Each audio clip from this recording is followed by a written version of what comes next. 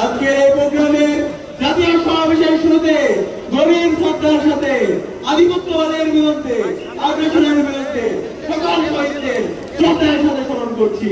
সাথে সাথে জুলাই বিপ্লবের আবু সাঈদ ওয়াসিম শান্ত থেকে শুরু করে শহীদ আলী রায়হান 2000-এর অধিক যে সমস্ত ভাইবোন শহীদ হয়েছে সকল শহীদদেরকে শ্রদ্ধার সাথে স্মরণ করছি।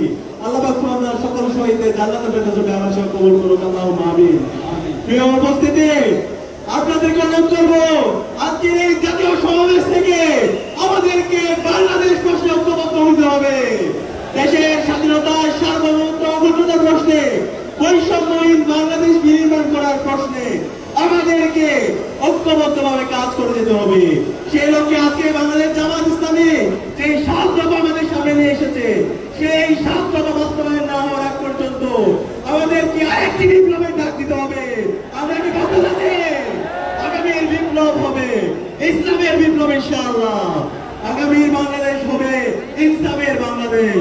বাংলাদেশ জিন্দাবাদ, বাংলা ইসলামী ছাত্র শিবির জিন্দাবাদ।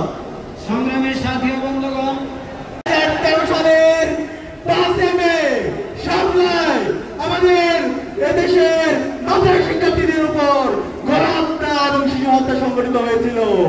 এভাবে আপনারা জানেন আমাদের ক্যাম্পাসগুলোতে ছাত্রলীগের সন্ত্রাসীরা আমাদের উপর নেককার হত্যাকাণ্ড চালিয়েছিল।